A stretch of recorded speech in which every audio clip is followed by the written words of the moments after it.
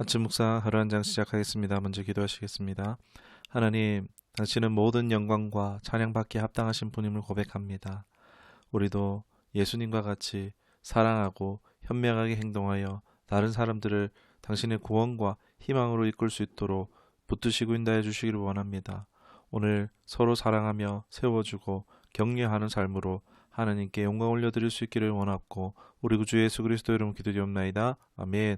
오늘 함께 하실 말씀은 예레미야 39장 16절 17절 말씀 보시도록 하겠습니다.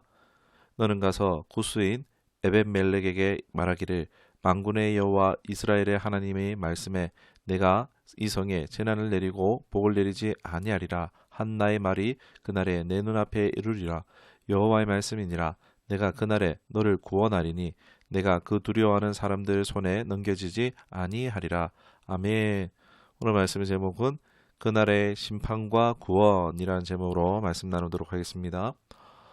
예레미야 39장은 결국 예루살렘이 바벨론에 의해서 함락되고 유다 왕 시드기야는 자신의 아들들이 보는 앞에서 죽임을 당하고 이를 마지막으로 눈이 뽑힌 채 포로가 되는 사건이 일어납니다.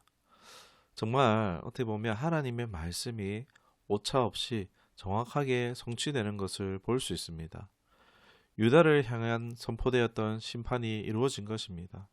그동안 유다인들에게 모진 수모와 괴롭힘 또 살해 위협을 당하던 예레미야는 오히려 유대 고관들에게 잡혀 있다가 바벨론 사람들로 인해서 선대를 받고 풀려나 집에 가게 되어지고 유대 고관들은 죽임을 당하거나 또 다 잡혀가고 마는 이런 상황 역전이 일어나게 됩니다. 예루살렘 함락이라는 이 한 사건을 통해 동시에 구원과 심판이 이루어지고 있는 것입니다. 우리가 생각해 볼 것은 눈에 보이는 세상은 악인이 득세하고 의인이 오히려 못 살고 괴로움을 당하는 것처럼 분명 그렇게 보인다는 것입니다. 그러나 하나님께서는 어떻습니까?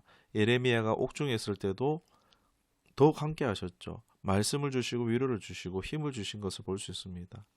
결국 악인을 심판하시며 당신의 뜻을 순종하며 따르는 자를 구원하시는 하나님을 볼 수 있습니다.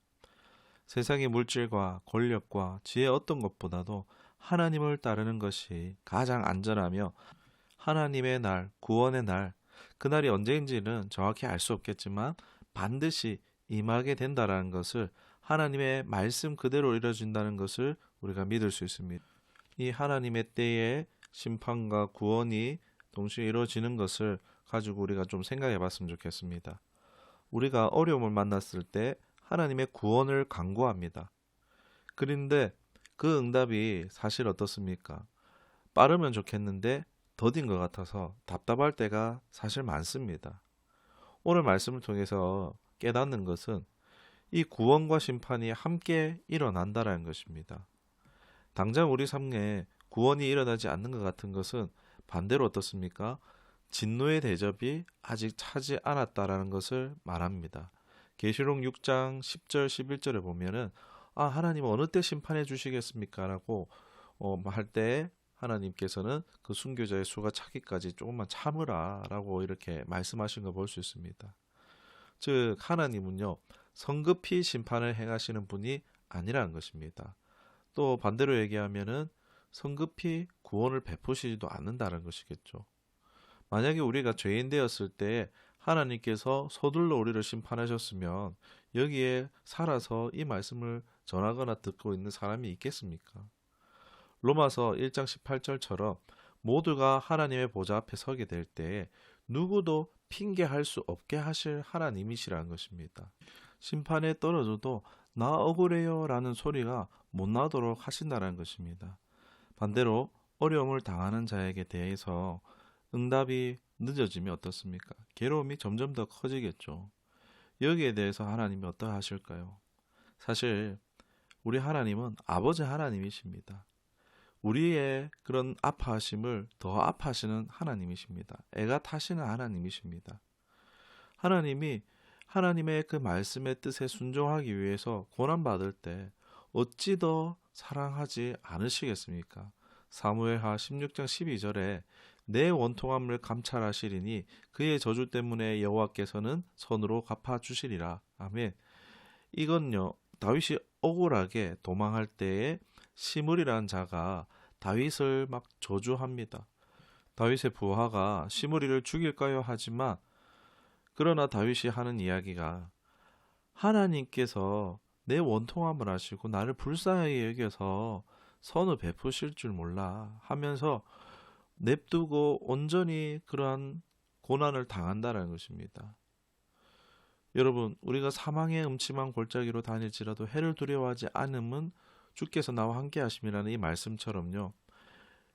주인과 양이 골짜기를 지나갈 때는요, 떨어지지 않기 위해서 목자가 더 가까이 하고 또 때로는 그 양들을 안고 건너기도 한다는 것입니다. 더 가까워진다는 것입니다. 함께 하시고 그 시련도 어려움도 감당하게 하시고 또 위로와 소망을 주신다는 것입니다.